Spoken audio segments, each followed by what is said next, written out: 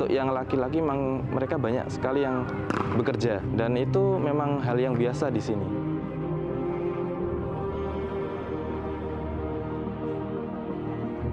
Membicarakan masalah pendidikan di sini tidak cukup hanya membicarakan masalah pendidikan saja, tetapi juga kita harus membicarakan masalah sosial, masalah ekonomi, dan masalah akses transportasi di sini.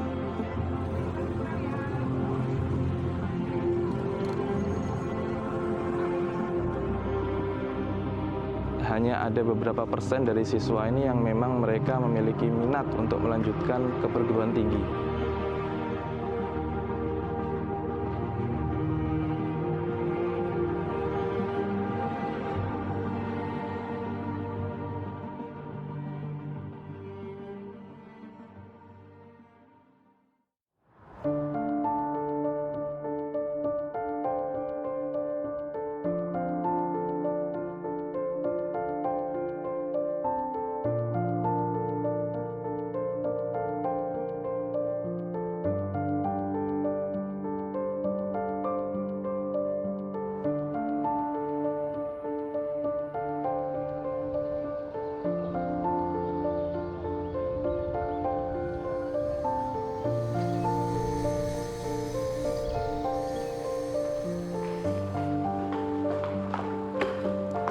Assalamualaikum warahmatullahi wabarakatuh. Waalaikumsalam warahmatullahi wabarakatuh. Gimana kabarnya anak-anak? Saya bertugas di SMA Negeri 20 Aceh mulai tahun 2015. Jadi sudah sekitar 7 tahun dan sudah banyak suka duka yang saya alami di SMA Negeri 20 Aceh. Pilihan anak SMA setelah lulus dari SMA, pilihannya apa kira-kira? Ada yang tahu? Apa? Oke. Kuliah, apa lagi? Kerja. Apa? Kawin atau nikah. Ketika pertama kali datang ke sini, tentunya kaget ya. Kaget karena saya belum tahu Pulau Aceh itu di mana dan saya belum ada gambaran seperti apa Pulau Aceh itu. Dan ketika datang pertama ke sini dengan transportasi berupa kapal, ya keadaannya memang belum sebaik sekarang. Baik dari sarana transportasi, kemudian jalan maupun jaringan internet.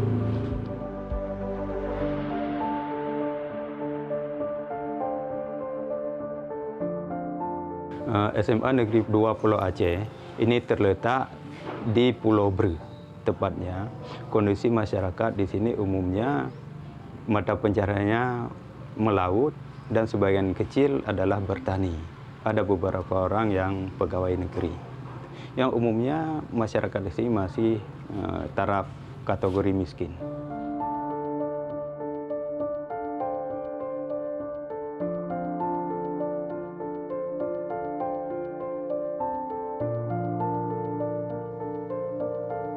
Memang sejak dulu di sini itu sangat kurang dengan yang namanya guru.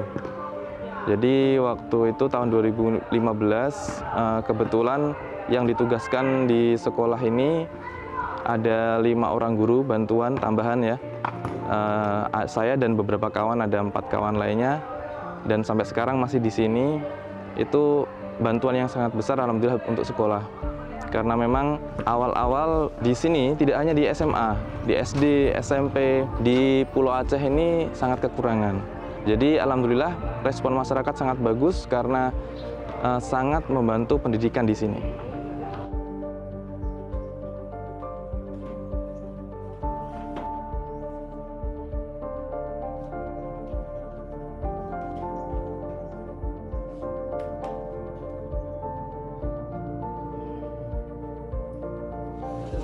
Waalaikumsalam warahmatullahi wabarakatuh.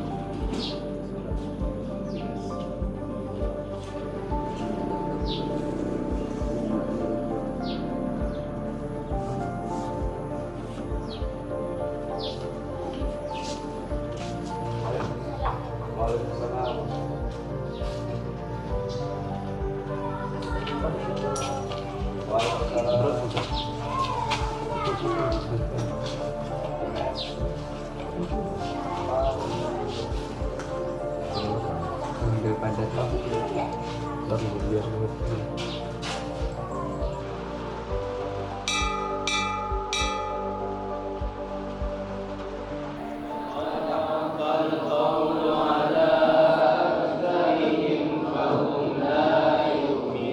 Minat belajar untuk siswa di pesisir seperti di Pulau Breh ini memang belum terlalu tinggi. Jadi hanya ada beberapa persen dari siswa ini yang memang mereka memiliki minat untuk melanjutkan ke perguruan tinggi. Sementara yang sebagian besar banyak yang mereka lebih cenderung untuk bekerja. Ada 2 atau 3 siswa yang mau melanjutkan ke PTN atau PTS saja, alhamdulillah sudah sangat beruntung bagi kami ada siswa yang mau melanjutkan. Jadi kita di seni budaya ini kegiatannya, belajarnya itu lebih ke seni rupa, karena seni rupa ini yang kelihatannya bisa dikembangin di kehidupan anak-anak dan bisa diaplikasikan juga, kayak misalkan kerajinan bisa diarahin ke wirausaha, nambahin jajan mereka gitu. Tahapan berkarya kita udah sampai mana? Kita udah tentuin ide, yaitu kita bikin karya 3 dimensi. Jadi kalau untuk seni rupa, anak-anak ini antusias ya. Kalau untuk berkarya antusias karena jam belajarnya nggak terasa, nggak kaku kayak di kelas gitu. 1, 2, 3 anak kadang-kadang juga minta dileskan kayak gitu. Kita kita kemas. Ada 3 simpul.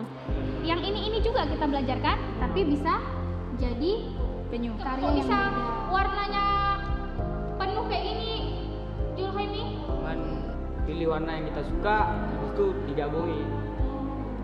Finishing karya apa? Makram ya. Umumnya masalah kenapa mereka tidak mau lanjut, katanya masalah kemiskinan. Kami tidak punya uang. Yang kami lakukan, yang pertama kita memberi motivasi kepada anak-anak. Caranya dengan mendatangkan orang-orang dari luar, dari perguruan tinggi atau dari mahasiswa atau dari LSM untuk memberi motivasi kepada mereka. Yang kedua, kita melakukan pendekatan dan kita bicara dengan orang tua supaya anaknya bisa dan dibolehkan untuk melanjutkan pendidikan. Yang ketiga, kita Dewan Guru kita coba memberi support dan mencari peluang-peluang termasuk mencari beasiswa untuk mereka ketika melanjutkan pendidikan.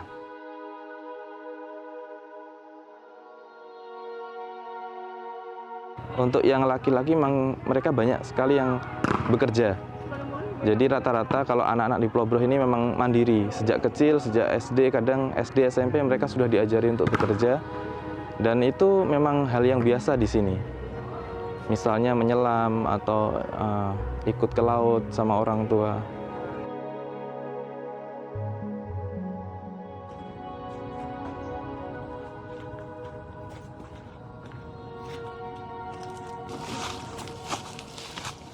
Perkenalkan, nama saya Muhammad Sadiqin. Saya sekolah di SMA Negeri 2 Pulau Aceh.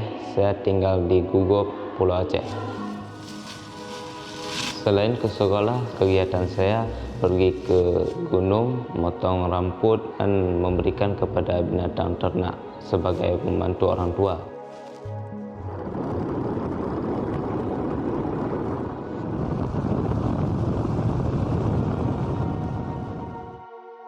Kami ini kan di pulau, jadi kami susah untuk mendapatkan informasi bagaimana untuk melanjutkan sekolah atau pendidikan ke kuliah.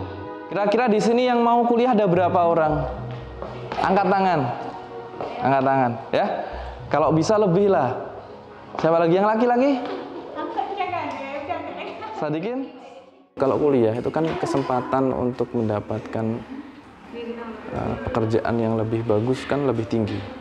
Ya, kalau misalnya kita keluar dari pulau, kamu keluar dari pulau, bertemu dengan lingkungan yang baru, bertemu dengan kawan-kawan baru, sahabat baru, itu bisa memberikan pengaruh yang baik, yang positif. Contoh, kemarin ada mahasiswa Aceh yang dia kuliah di UGM, dia lanjut kuliahnya dapat beasiswa daerah Aceh, kuliah ke Jerman, perempuan. Kalau misalnya tinggalnya di Dayah juga bisa nanti, tinggal di Dayah tapi paginya kuliah. Tinggal izin aja, insya Allah bisa.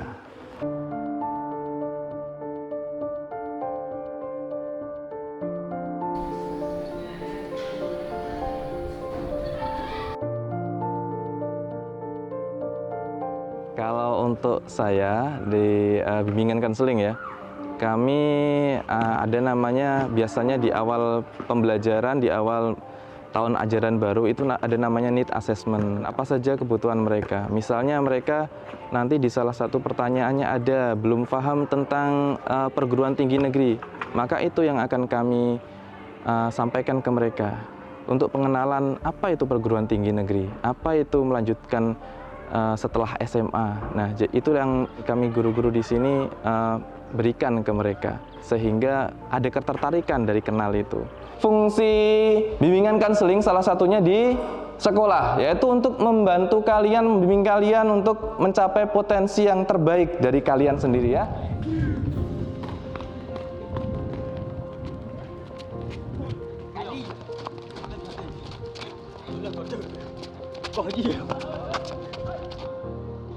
Saya selaku siswa SMA Negeri 20 Aceh tidak ingin hanya di sini saja. Saya ingin melanjutkan ke perguruan tinggi atau ke daerah-daerah.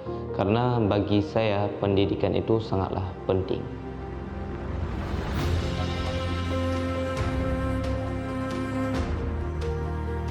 Kami ingin anak-anak kami ini sukses ke depannya, kemudian semakin banyak yang memiliki minat lebih untuk melanjutkan ke perguruan tinggi negeri. Anak-anak ini sebenarnya punya potensi yang luar biasa, ya bagaikan berlian yang belum biasa. Jadi kalau kita bisa mengasah mereka, mereka juga mau dari niat mereka untuk dibimbing, insya Allah mereka akan menjadi anak-anak yang baik dan berguna di masa depan. Apalagi mereka kan masa depan bangsa kita. Kalau bisa, misalnya dulu cuma ada 2-3 siswa yang melanjutkan, saya ingin kalau bisa hampir 50%-nya lah. Kita berusaha untuk meningkatkan itu per tahun. Alhamdulillah untuk tahun ini pun lumayan banyak anak-anak yang mau melanjutkan ke perguruan tinggi. Meskipun yang paling banyak di perguruan tinggi swasta. Tidak masalah bagi saya, asalkan anak-anak itu memang ada keinginan lebih untuk menjadi pribadi yang lebih baik ke depannya.